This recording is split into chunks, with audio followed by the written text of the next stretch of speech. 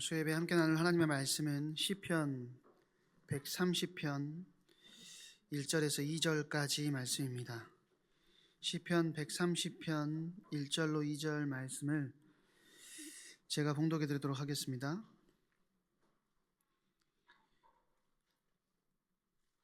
찾으신 줄 알고 봉독하겠습니다. 여호와여, 내가 깊은 곳에서 주께 부르짖었나이다. 주여, 내 소리를 들으시며 나의 부르짖는 소리에 귀를 기울이소서. 아멘. 오늘 깊은 곳에 있을 때라는 제목으로 하나님 말씀 증언하도록 하겠습니다. 오늘도 수요예배에 오신 여러분들을 주님의 이름으로 환영하고 또 축복합니다. 오늘 이 시간 박광주 목사의 말이 아닌 하나님의 음성을 듣는 시간이 되시기를 바랍니다. 우리는 인생을 살아가면서 어떤 날은 기쁨으로 하나님을 찬양할 때가 있지요. 은혜가 넘쳐서 시편 63편 3절의 말씀처럼 주의 인자하심이 생명보다 나음으로 자연스럽게 찬양이 흘러나오는 순간들도 있습니다. 그렇죠? 하나님의 얼굴빛이 우리를 비추고 있는 것처럼 느껴지고, 기도하면 마음이 열리고 말씀이 달고 예배가 하늘을 연 것처럼 느껴질 때가 있다라는 것이죠. 늘 이런 때만 있으면 참 좋겠는데, 모두가 알고 있듯이 항상 그런 날만 있는 것은 아닙니다. 어떤 순간에는 설명하기 어려운 무거운 어둠이 나를 짓누르기도 하고, 죄책감에 눌리기도 하고, 양심의 찔림을 갖기도 하고, 하나님이 멀리 계신 듯한 침묵을 경험할 때도 있다라는 것입니다. 기도가 입에서 나오지 않지요. 말씀의 빛은 흐려져 버리고, 예배 자리에 앉아 있어도 마음은 깊은 웅덩이에 빠진 것처럼 움직일 힘조차 없을 때가 있다라는 것입니다. 그래서 우리는 때때로 오늘 시편 기자처럼 이렇게 부르짖을 수밖에 없어요. 여호와여, 내가 깊은 곳에서 주께 부르짖었나이다. 주여, 내 소리를 들으소서. 오늘 시편 기자가 말하는 깊은 곳은 단순히 우울감이나 감정의 침체를 이야기하는 것이 아닙니다. 성경은 이 깊은 곳을 죄 때문에 눌린 마음이다. 그러니까 시편 38절 4절에 보니까요, 뭐라고 이야기하냐면, 내 죄악이 내 머리에 넘쳐서 무거운 짐 같으니 내가 감당할 수 없나이다 라고 이야기하고 있어요. 또 하나님의 얼굴이 가려진 것처럼 느껴지는 시간이기도 한다고 이야기를 합니다. 깊은 곳에 빠져 있는 것이요.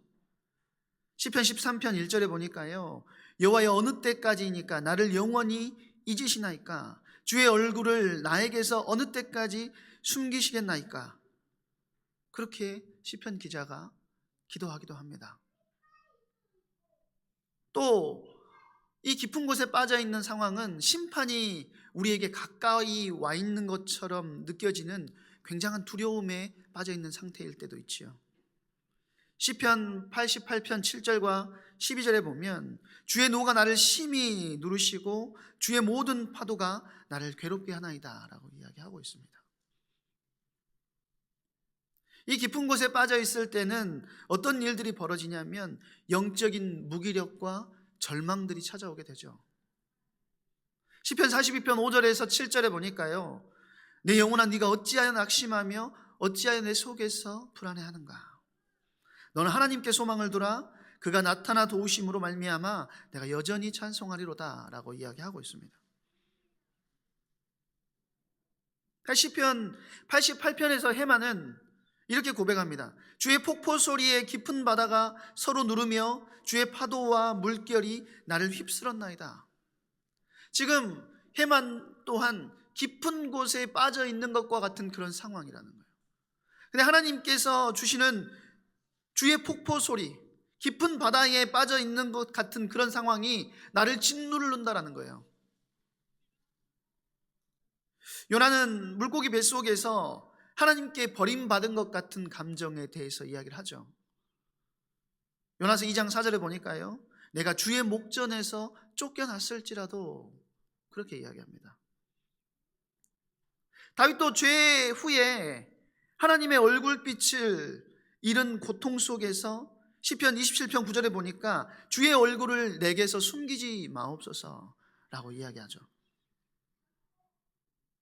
이러한 고백들은 사실 성도가 은혜 가운데 살아가다가도 깊은 곳에 빠질 수 있음을 우리 가운데 보여주는 것이라는 거예요. 청교도 신학자이자 지도자였던 존 오웬은 이 깊은 곳을 이렇게 정의했는데요. 하나님의 사랑의 감정을 잃어버린 영혼의 자리, 그것이 깊은 곳이래요. 단지 감정이 가라앉은 상태가 아니라 하나님과의 교제가 완전히 막힌 듯한 두려움을 느끼고 죄가 마음속에 생생하게 느껴져서 그 죄책으로 인하여서 견디기가 힘들고 하나님의 진노가 나를 누르는 것 같은 양심의 고통이 느껴질 뿐만 아니고 이 모든 것이 한꺼번에 몰려오는 자리가 이 깊은 곳이라는 거죠. 그래서 오늘 우리는 이 질문 앞에 서고자 합니다. 왜 성도도 깊은 곳에 빠지느냐는 것이죠. 우리가 깊은 곳에 있을 때 그러면 무엇을 해야 하느냐 하는 거예요.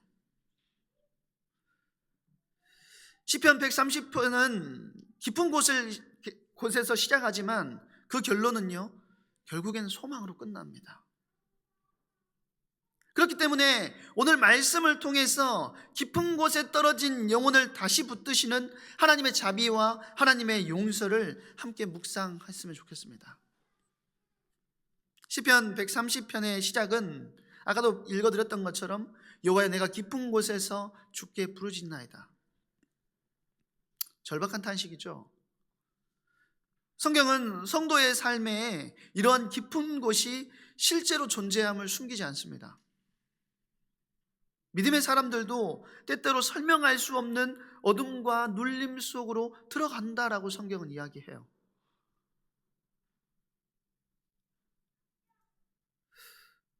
그리스도가 덜 됐네가 아니라 모든 신자에게, 모든 성도에게 이 깊은 곳이라는 위기들이 찾아오게 된다라는 거죠.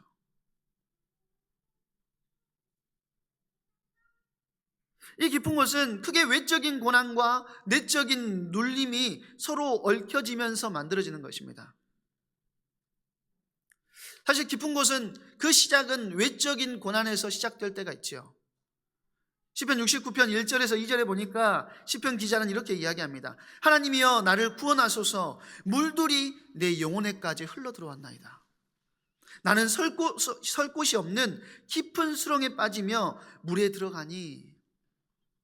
지금 시편 기자가 말하고 있는 이 물들은 물리적으로 찾아오는 물들을 이야기하는 것이 아니라 지금 그 사람의 상태가 물이 수렁에 지금 차오르는 것처럼 굉장히 힘든 현실의 상황들을 겪고 있다는 거죠.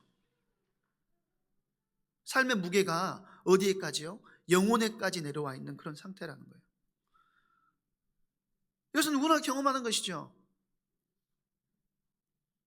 제가 전도사 때 사례를 지금 어제 잠깐 생각을 했거든요. 저희 아내가 26살 때 저랑 결혼을 했어요. 아무것도 몰랐으니까 결혼을 했겠죠. 저는 그때 28이었고 그때 제가 사례를 얼마를 받았냐면 60만 원을 받았습니다. 그 비참함은요, 사실은 60만 원을 받아서 비참한 게 아니에요. 학교는 가야 되지. 고생했다는 이야기를 하는 게 아니에요. 학교는 가야 되는데 차비를 매주마다 3만 원씩 내야 돼요. 집세도 나가야 되고 헌금도 해야 되고 학교 올라가면 밥 먹을 돈이 없는 겁니다. 학교 올라가면 그 식사 시간에는 운동하러 나갔어요. 밖에 운동해야 돼, 살 빼야 된다고 하면서 운동하러 나가고. 근데 이제 카드값을 못 내니까 카드 한도가 얼마까지 떨어졌냐면 17만 원까지 떨어졌어요. 여러분들 카드 한도 17만 원 들어보셨어요? 그때 제 인생의 비참함을 느꼈어요. 더 힘드신 분들도 있겠죠. 근데 사실 그 당시에 나는 삶의 무게가 영혼까지 내려온 것처럼 느껴졌다라는 것입니다. 사실 우리가 사는 세상은 성도라고 해서 고난에서 면제되지 않는다는 사실을 우리가 기억해야 돼요. 우리가 예수님을 주로 시인하고 하나님의 자녀가 되었다면 고난에서 면제돼 버리면 너무 좋을 것 같은데, 하나님의 자녀라도 고난에서 면제되지 않는다라는 것이죠.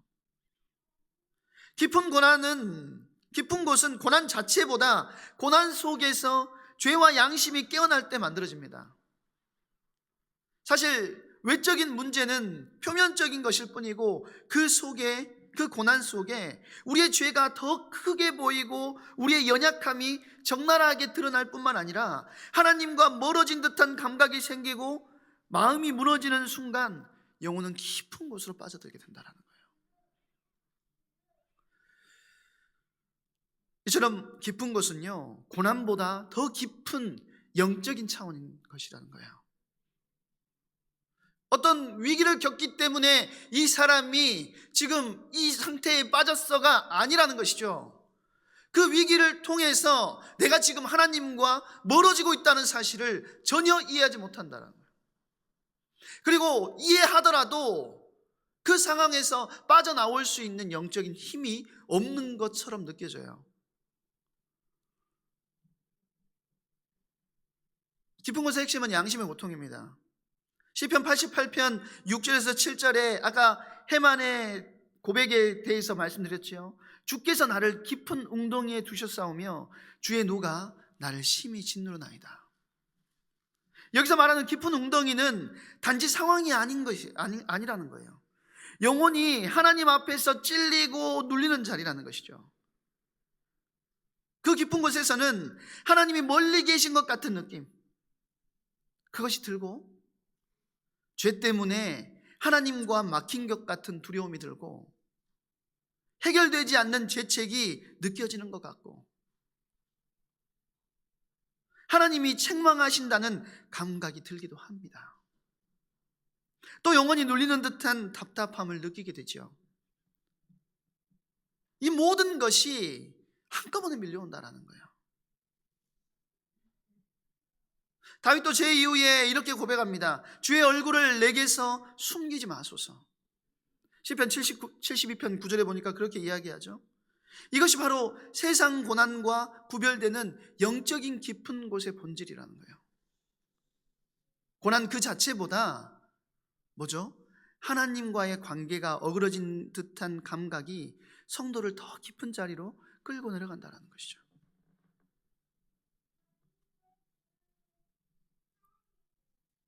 아까도 말씀드렸던 것처럼 의대받은 성도도 깊은 곳에 빠질 수 있다는 사실을 성경은 숨기지 않습니다. 예를 들면 노아는 분명히 6장 초반에는 뭐라고 이야기하죠? 당대의 완전한 자였더라, 그렇게 이야기했어요.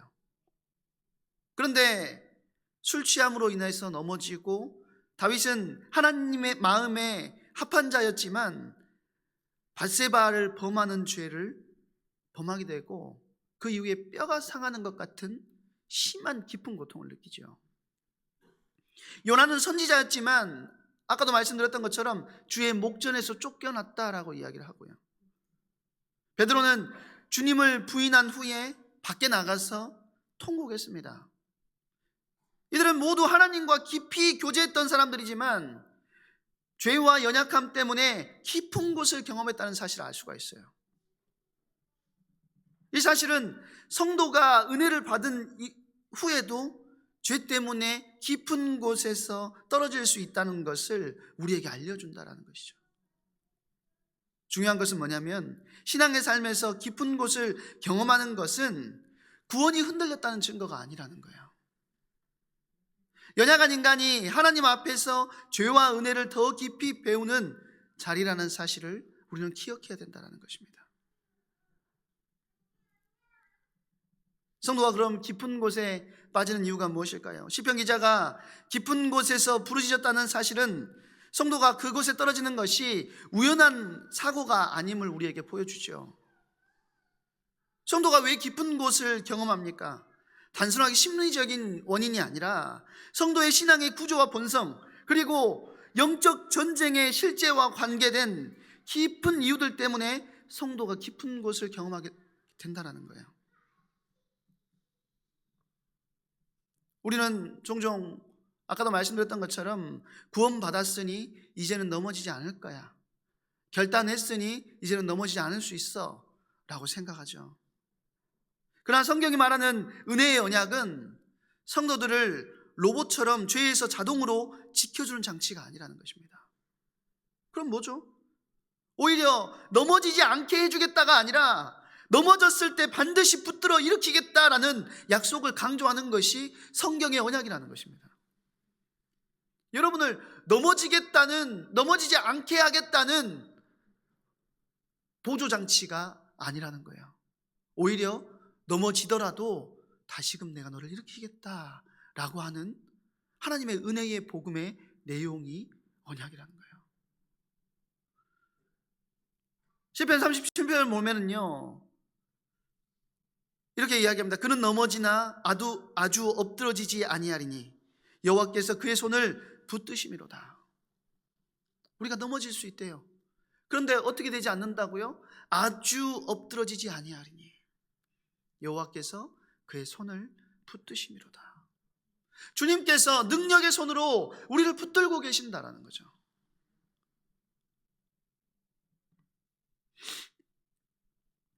즉 넘어짐은 성도의 삶에서 배제되지 않는다는 거예요. 우리에게 넘어짐을 허락하시지만 완전한 파멸은 우리에게 허락되지 않았다라는 것이죠. 언약은 완전한 보존보다 회복의 은혜를 약속한다는 것을 우리는 기억해야 됩니다. 우리는 어떻지요? 때때로 판단이 흐려지기도 하고 나도 모르게 죄가 우리 마음속에 들어오기도 하고 늘 예배드리고 있는데 어느 순간인가 구원의 감사와 감격은 잊어버리고 타성에 젖어서 그냥 예배해야 되니까 예배 자리에 오는 경우들이 많이 있다는 거예요. 하나님과의 친밀함이 약해지는 예배 속에 습관적으로 참여하고 있을 때가 있다는 것이죠. 그 어느 시점에 우리는 깊은 곳을 경험할 수 있습니다. 그러나 그 순간에도 하나님은 이미 회복의 손길로 우리에게 회복의 하나님의 그림들을 준비해 놓으셨다는 것이죠. 뿐만 아니라 성도 안에는 여전히 남아있는 죄의 힘이 있습니다. 로마 7장에 바울은 믿음의 사람임에도 불구하고 이렇게 고백합니다. 로마 7장 18절에 보니까요, 내 속 곧 내 육신에 선한 것이 거하지 아니하는 줄 아노니 원함은 내게 있으나 선을 행하는 것은 없노라. 그렇게 이야기합니다. 성도의 마음에는 욕망과 교만과 게으름과 두려움과 불신과 원망과 같은 죄의 잔재가 여전히 남아있다는 거예요. 내가 예수를 주로 시인함을 통하여서 이것들이 한 번에, 이 죄의 잔재들이 한 번에 없어져 버린 것이 아니고 나의 영은 새롭게 되었을지언정 나의 육 안에는 이것들이 나도 모르게 남아있다는 것이죠.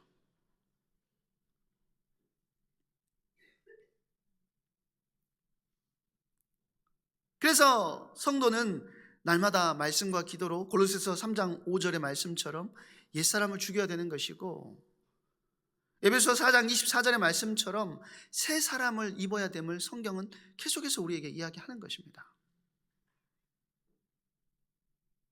평상시에는 괜찮은데 언제죠? 문제는 영혼이 약해질 때가 문제라는 거예요. 감정에 지치고 기도가 흐려지고 말씀에 대한 갈망이 줄어들 때 이 남아있는 죄들이 틈을 타서 우리의 마음을 흔들고 우리를 깊은 곳으로 끌어내린다라는 것이죠. 다윗도 말했습니다. 나의 죄악이 나의 머리털보다 많음으로 내가 낙심하였나이다.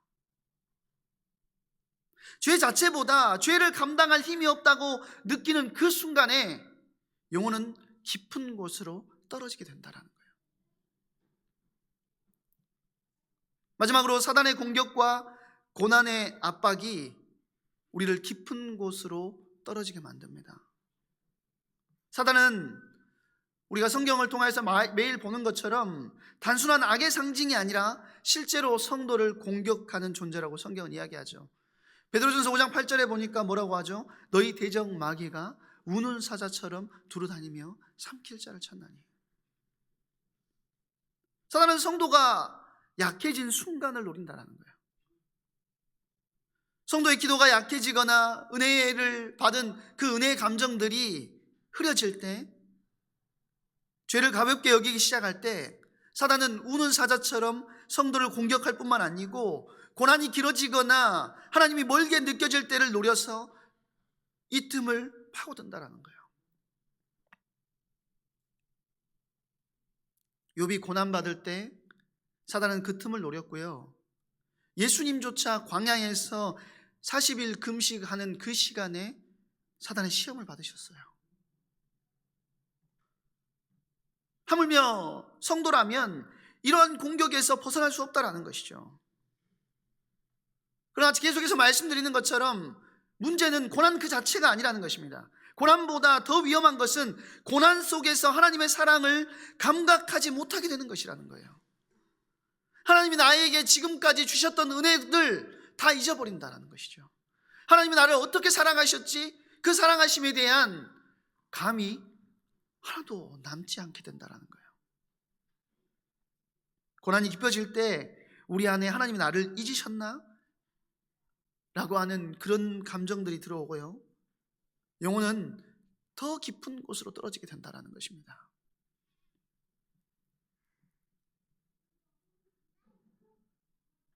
성도가 깊은 곳에 빠졌다는 것은 단순히 마음이 우울하다는 것이 아닙니다. 하나님과의 관계에서 느껴지는 영적인 혼란, 내적인 탄식, 이런 것들이 굉장히 강해진 상태를 의미하는 거예요. 이 깊은 곳에서 나타나는 특징들이 있는데 이 증상들을 4가지로 정리하자면 성도 스스로가 자기 영혼의 상태를 점검할 수 있는 지표가 될 수 있겠죠. 첫 번째는 하나님의 사랑의 감정을 아까도 말씀드렸던 것처럼 상실해버려요.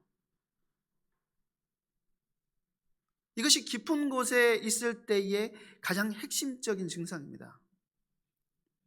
깊은 곳에서 가장 먼저 무너지는 부분은 외적인 상황이 아니라 하나님의 사랑을 느끼는 감각인데, 평소에는 말씀을 읽을 때 주의 인자하심이 느껴지고 기도할 때 하나님이 가까이 계신다는 확신이 있고 예배 속에서 은혜의 따뜻함이 있었어요. 그런데 깊이 들어가면, 깊은 곳에 들어가면 이것들이 사라지게 됩니다.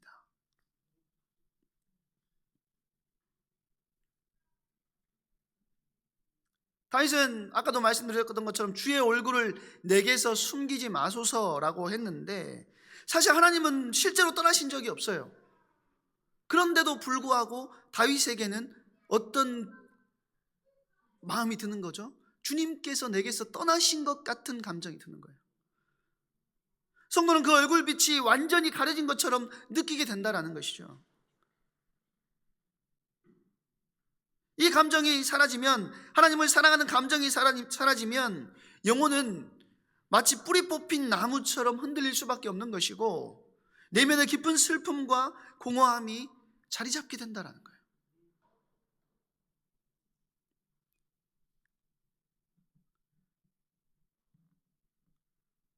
평소에 하나님은 위로와 힘과 기쁨의 근원이셨습니다.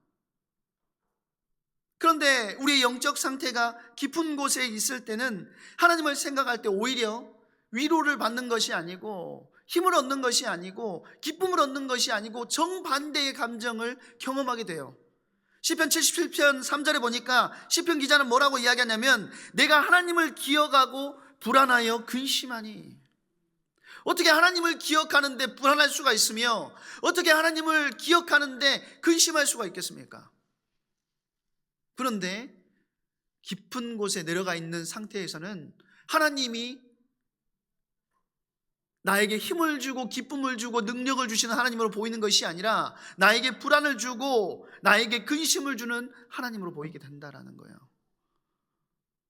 왜 이런 일이 일어날까요? 깊은 곳에서는 하나님의 사랑보다 자신의 죄, 자신의 상태, 자신의 무너져 있는 그 모습이 더 크게 보이기 때문이라는 거예요.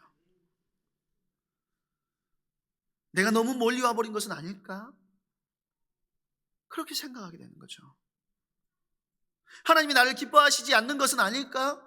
그렇게 생각하게 된다는 거예요. 하나님이 나를 책망하고 계시는 것은 아닐까? 하나님은 그러신 적이 없음에도 불구하고 오히려 스스로 양심의 가책을 느끼며 스스로 무너지는 과정 속으로 들어가게 된다는 것이죠. 이런 생각들이 하나님을 향한 기쁨을 빼앗게 되고 마음의 불안과 떨림을 일으키게 되고 우리를 무너뜨린다는 것입니다. 다윗은 시편 6편에서 이렇게 이야기합니다. 시편 6편 2절에 보니까 내 뼈가 떨리오니, 하나님을 향한 기쁨이 사라져 버렸고 두려움이 찾아오게 되었어요.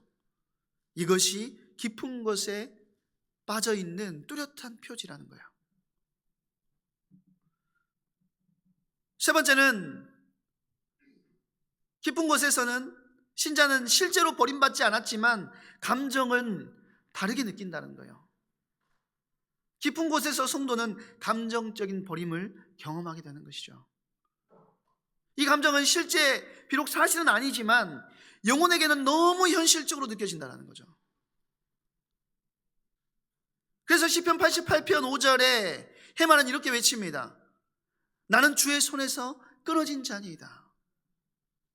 아무도 그렇게 말하지 않는데 헤만 스스로 뭐라고 이야기합니까? 나는 주의 손에서 끊어진 자다라고 이야기한다라는 것이죠. 실제로는 하나님이 그들을 떠나신 적이 없었어요. 그러나 죄책과 고난과 영적인 어둠이 겹쳐질 때 하나님께 버림받았다는 감정이 마음을 짓누르게 된다는 것입니다. 신약에서도 베드로는요, 주님을 부인했을 때 아까도 말씀드렸던 것처럼 즉시 나가 통곡했어요. 누가복음 22장 62절에 보니까요, 이 통곡 역시 하나님께 버림받았다는 두려움에서 나오는 깊은 울음이었다라는 것이죠. 깊은 곳에서 성도는 버림받았다라는 감정과 싸워요. 그러나 그 울음 속에서 그 버림받았다는 감정에 울음을 우리가 운다고 하여서 그 문제가 해결되느냐? 그렇지 않다라는 것입니다.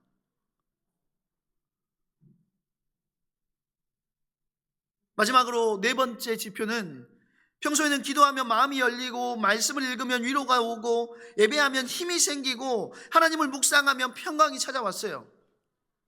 그런데 깊은 곳에서는 이 은혜의 통로들이 마치 막힌 것처럼 느껴지는 것입니다. 기도가 입에서 나오지 않고 말씀을 펼쳐도 글자를 읽고 있을 뿐이지 그 의미가 나에게 하나도 들어오지 않습니다. 예배가 의무처럼 느껴지는 거예요. 오늘 또 가야 되네. 이전까지 해왔기 때문에 그냥 오는 것이지 그 예배가 그 영혼을 더 이상 소성케 하지 못하고 새롭게 하지 못한다는 것이죠. 그리고 찬양이 마음에 하나도 와닿지 않아요. 다윗은 이 상태를 시편 22편 2절에 이렇게 묘사합니다. 내가 부르짖어도 주께서 들으시는 것 같이 아니하시니. 이 무기력은 영적인 무기력인데요, 단순하게 영적인 게으름에 빠졌다라는 것이 아니라 영혼의 깊은 고통이 만든 마비 상태라는 것이죠. 그리고 이 마비는 우리 안에 있는 죄책과 우리 안에 있는 두려움을 계속해서 키우게 된다는 거예요. 영혼이 눌려가지고 하나님과의 교제가 단절됐다고 느끼는 그 자리를 계속해서 키워나간다는 것이죠.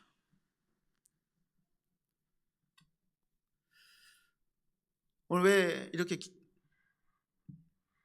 어려운 주제를 가지고 여러분들에게 제가 말씀을 나누고자 했을까요? 모르겠어요. 하나님께서 시편 130편 전체도 아니고 1절, 2절만 가지고 말씀을 선택하고 나누게 하셨어요. 제가 뭐 2주에 일어날 내용들을 다 생각하고 판단하고 하면서 이 주제를 정했겠습니까?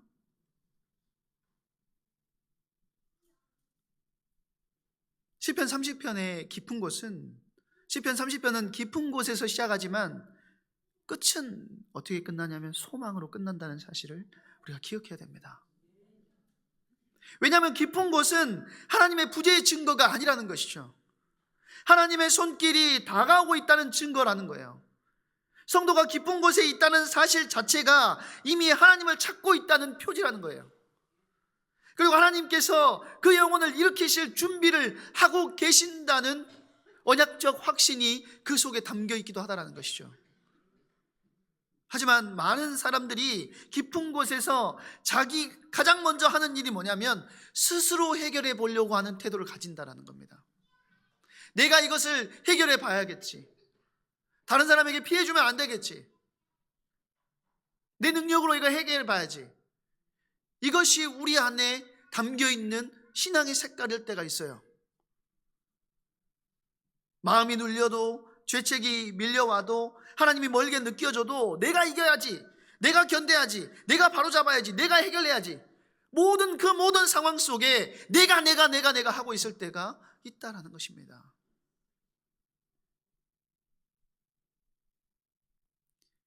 그러면서 자신의 힘으로 거기에서 빠져나오려고 해요. 개미지옥에 빠져있는 벌레는요, 절대 스스로 빠져나오지 못합니다.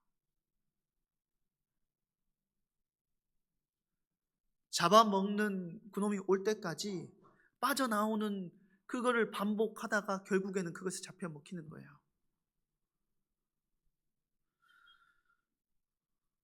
내가 해결할 수 있으면 처음부터 깊은 곳에 빠지지도 않았겠지요.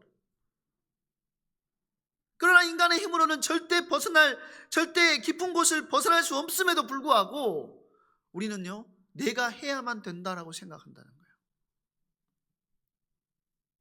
스스로 해결하려다가 좌절하고 마음이 무너지고 아무 길도 보이지 않을 때 일부는 자신의 감정과 상황을 스스로 정해버리는 거예요. 마치 생명을 끊는 것과 같은 위험한 결단을 내리기도 한다는 것입니다.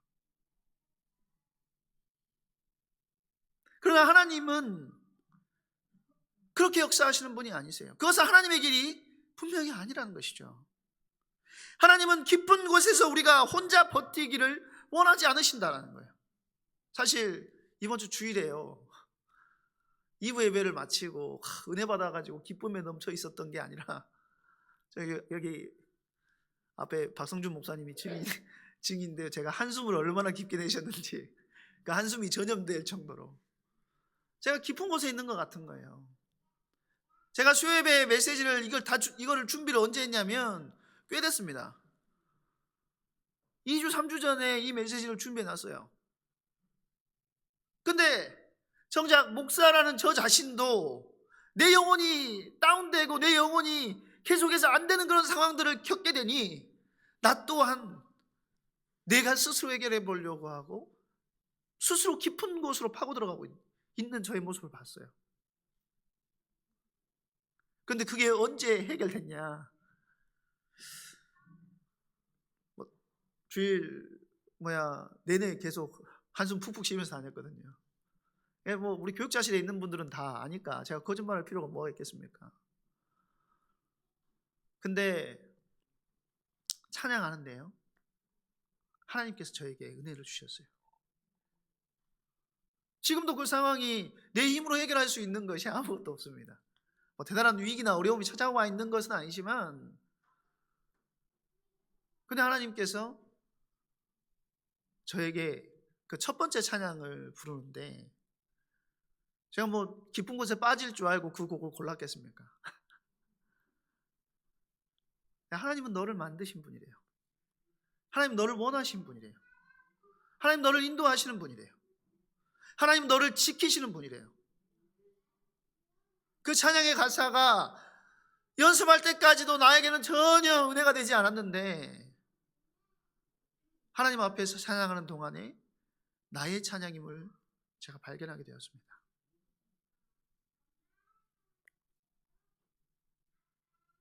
하나님은 우리 스스로 정리하고 판단하고 결론 내리기를 원하지 않으세요. 하나님의 방법은 딱 하나입니다. 뭐죠? 부르짖으라는 거예요. 여호와여, 내가 깊은 곳에서 주께 부르짖나이다. 오늘 시편의 기자처럼 우리가 깊은 곳에 빠져 있을 때 그것에서 빠져나오는 길은 다른 것이 아니라 주께 부르짖는 길밖에 없다라는 것이죠. 주여 내 소리를 들으소서라고 하는 믿음의 결단과 주님을 바라보는 그 믿음으로 우리가 일어설 때 주님께서는요, 우리의 깊은 곳에 있는 모습을 붙들어 주신다는 것입니다. 깊은 곳에서 살아나는 길은 더 노력하는 길이 아니래요. 하나님께 손을 올려드리는 길이 깊은 곳에 있을 때 살아나는 길밖에 없다는 것이죠. 주님께서 능력의 손길로 나를 잡아 끌어올려 주셔야만 내 영혼은요, 살아날 수 있게 된다는 것입니다. 죄책의 기쁨도, 두려움의 기쁨도, 절망의 기쁨도 하나님께 부르짖을 때 무너진 것이 아니라 오히려 회복의 자리가 된다라는 것이죠. 그래서 시편 130편은 이렇게 선포합니다. 시편 130편 7절에 보니까요, 이스라엘아 여호와를 바랄지어다. 여호와께서는 인자하심과 풍성한 속량이 있음이라.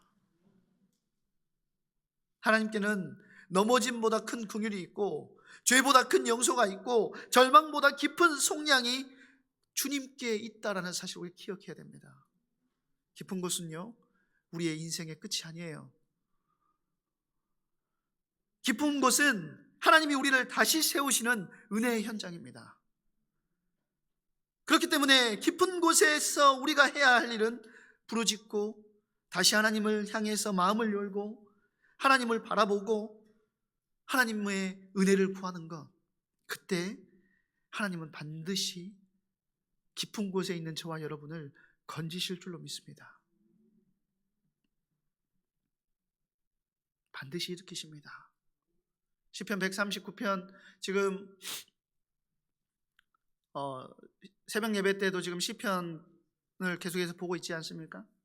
시편 139편 1절부터 12절에 보니까요, 하나님이 우리를 앞뒤로 감싸고 있대요. 앞뒤로. 네? 그리고 우리의 몸에다 손을 얹고 우리를 지키신대요. 우리가 스올에 내려가도 거기 계시고, 우리가 하늘에 올라가도 거기 계시고, 우리 인생 전반을 아시는 분이 우리 하나님이시라고 성경은 이야기하고 있다는 것입니다. 무엇이 두렵습니까? 무엇이 힘듭니까? 지금의 현실의 상황은 분명히 힘들 수 있지만 우리가 바라볼 것은 현실이 아니라 현실 너머에 역사하시는 하나님의 능력을 바라보는 것이라는 거예요. 왜냐하면 하나님은 언약에 신실하신 하나님이시고, 하나님은 버리시는 하나님이 아니시고, 자비와 용서가 풍성하신 하나님이시기 때문이라는 거예요. 지금 이 자리에 깊은 곳에 계시는 성도님들이 있을 수 있겠죠. 저도 마찬가지입니다. 그러나 하나님이 하시면 그것은 회복의 시작이 될 줄로 믿습니다. 하나님의 은혜를 붙듭시다. 우리 일의 모든 성도님들이 다시금 하나님의 은혜를 사모하며 주님 앞으로 나아갑시다. 주님을 경외함으로 이전에 잃어버렸던 그 감사와 기쁨을 다시금 회복합시다. 주님, 내가 주님의 은혜가 필요합니다. 주님의 능력이 아니고서는 나는 일어설 수가 없습니다. 우리가 깊은 곳에서 주께 부르짖을 때 주님께서 우리 인생을 주장하시고 우리 인생을 이끌어 나가실 줄로 믿습니다. 주님 앞으로 나아가는 은혜가 있으시기를 주님의 이름으로 축원드립니다.